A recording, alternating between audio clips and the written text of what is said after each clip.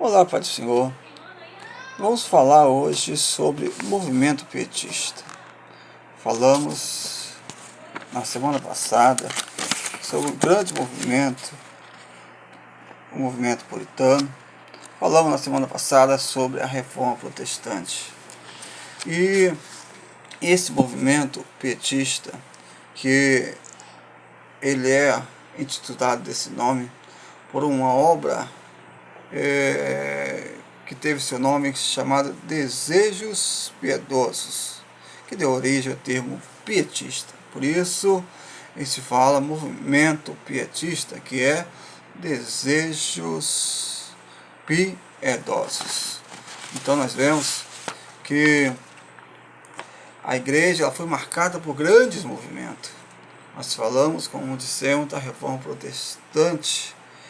E ao longo da história surgiu outras pessoas com o intuito, com vontade, com seu coração fervendo ao ver a igreja perdendo seu rumo.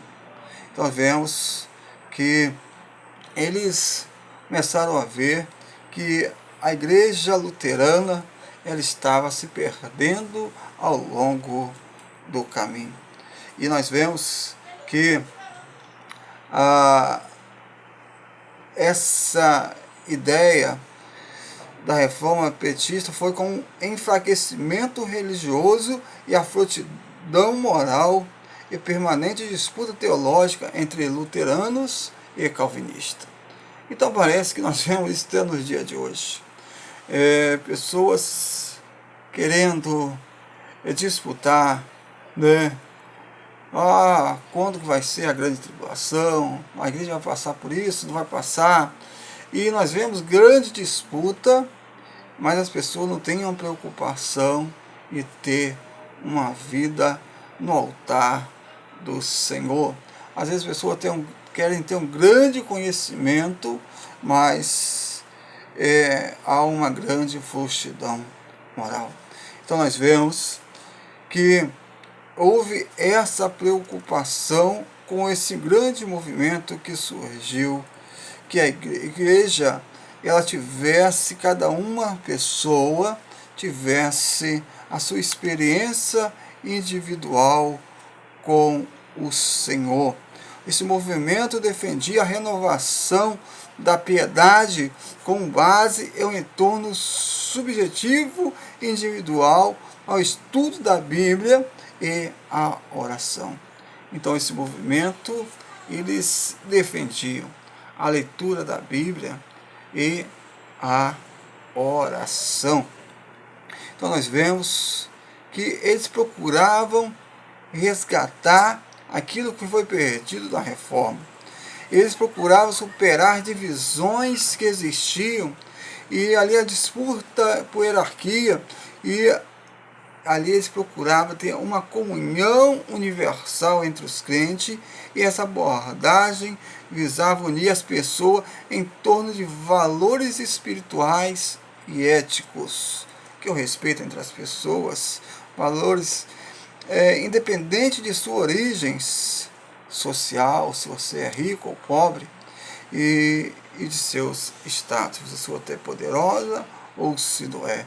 E nós vemos que o pietismo ele surge com força pelo Philipp Jacob Spener. Então, em 1635, na Alemanha, e ele denunciou os abusos da igreja e a falta de conhecimento bíblico, né? Ele começou ali a ver o povo que não se interessava pela palavra de Deus. E ali nessa obra, Pia Desidéria, que ele denuncia a falta de conhecimento bíblico das pessoas. Assim iniciou esse grande movimento. Então, como nós falamos, aqui se fala uma convocação de uma segunda reforma, porque em 1675, Spener, falamos de Philipp Spener, aqui portuguesando uma palavra alemã, publicou o livro intitulado Pia Desiderium, Desejos Piedosos, cuja origem desse título deu origem ao movimento pietistas. Então, nós vemos que essa era uma preocupação que Spinner tinha, é que o povo voltasse à leitura da palavra de Deus e à oração. Então vemos que esse movimento ele é uma preocupação com a decadência espiritual da igreja luterana. Uma igreja se afastado da verdadeira incumbência bíblica, que é de levar a palavra de Deus. Agora surge o conde Nicolau Zinzerford,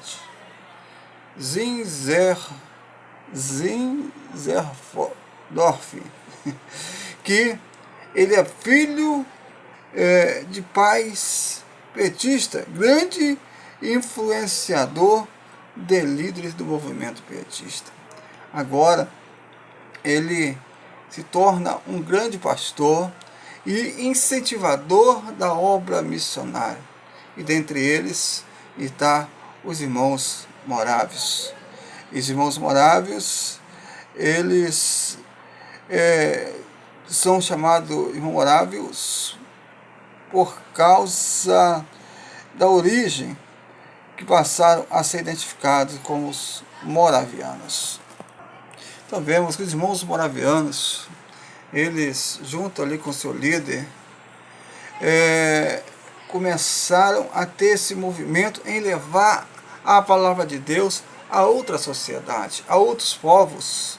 E aí nós vemos que o avivamento dos morávios começou com uma dinâmica de oração de 24 horas diária e de pregação, ensino interrupto da palavra de Deus. E nós vemos que naquelas reuniões, inúmeras pessoas receberam o chamado missionário para várias partes do continente do mundo, né? Inclusive o continente americano, África, Índia e outros países. E vemos aqui o despertar missionário moraviano sacudindo o mundo. Então vamos falar agora aqui sobre a nossa raiz teológica. Nós somos fomos evangelizados, nós somos criados nas Assembleias de Deus. Nós vemos outras denominações também foram raízes desse movimento. A identidade das raízes teológicas surgiu com o DNA dos movimentos Renovação e Avivamento. E entre esse movimento temos o pietismo, considerado por alguns estudiosos como, depois da Reforma Protestante, o mais relevante do cristianismo.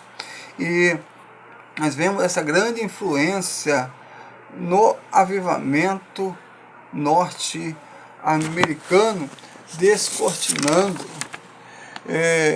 a história. Podemos ver que entre os grandes movimentos que inflamaram o avivamento do norte-americano na conjuntura do século XVII destaca-se o pietismo. E nós vemos essa grande influência também do avivamento americano. Ela se reflete no avivamento aqui no Brasil. A história do pentecostalismo brasileiro passa pelo avivamento dos Estados Unidos.